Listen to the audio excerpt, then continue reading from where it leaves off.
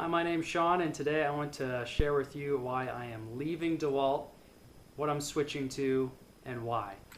Now, I want to put this up without any editing so that on the off chance somebody finds it before Black Friday, they might find it useful. There's going to be a couple little tangents along the way, so if you want to skip ahead to the relevant bits, I'll put some chapters down below.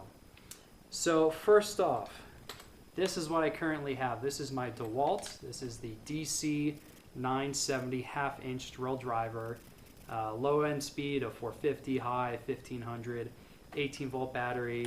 I think this is a 1.3 amp hour battery. They didn't really advertise it back when I bought this 10 years ago in 2012. This is the first power tool I ever bought back in college, and over the last 10 years it's been with me in 10 different states. I've used it for everything from putting stuff up on the walls in dorms, employee housing, rentals, little construction projects, so it hasn't really been beat up all that much, but it's definitely seen its fair amount of use in the last decade. So the reason I'm switching is it's just starting to show some wear. There's a little bit of, I don't know if the mic will pick that up, it sounds like there's a ball bearing or something loose in the chuck here, and there's this gap in between the chuck and the clutch control that's just appeared in the last year or two. And you know, the thing that really put the nail in the coffin is one of the batteries died. So it came with these two batteries, charger, and this nice hard case back in 2010, 2012. But it's finally time. I recently moved. I had a bunch of tools that I'd bought used at thrift stores, pawn shops. I was borrowing tools at the property I was helping look after occasionally.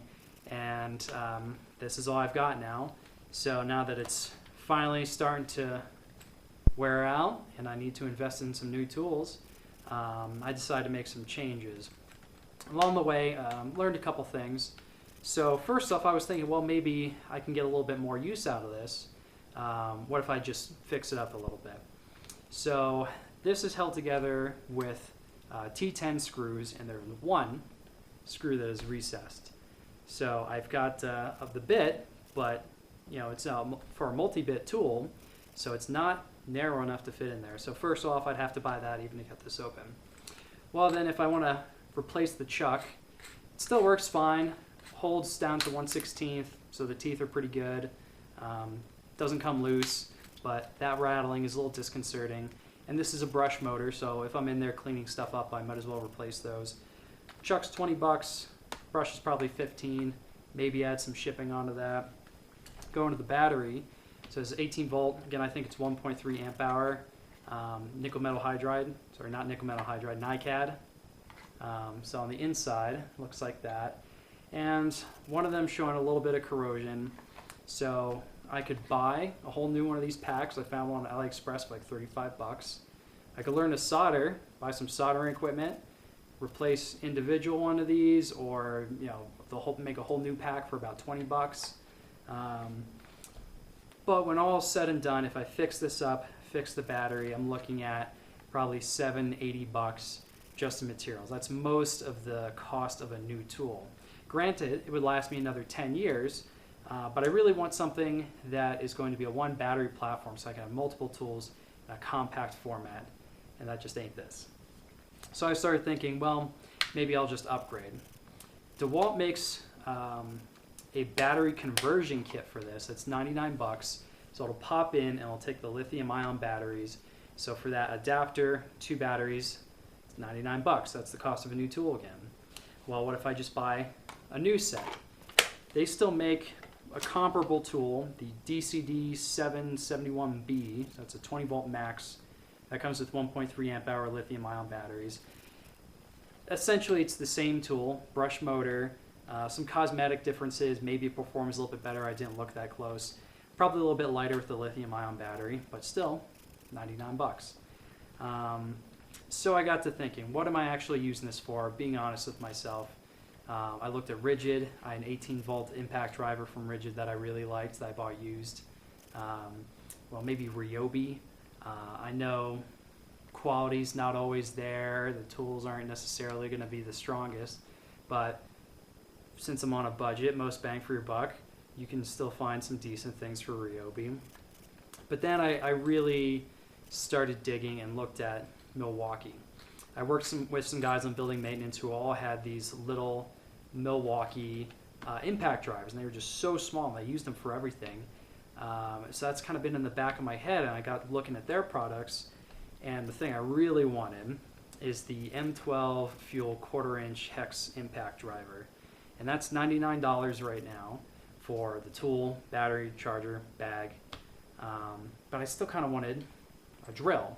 It's nice to be able to switch between the two without switching out bits, without switching batteries. And I think I spoiled myself a little bit going straight to the 18 volt. I'm not sure they had 12 volts 10 years ago. Probably did though. So I was looking at the M18 compact brushless drill. And that comes with a battery and a charger, actually a multi-volt charger, so I would charge the M12. So $99 for each of those.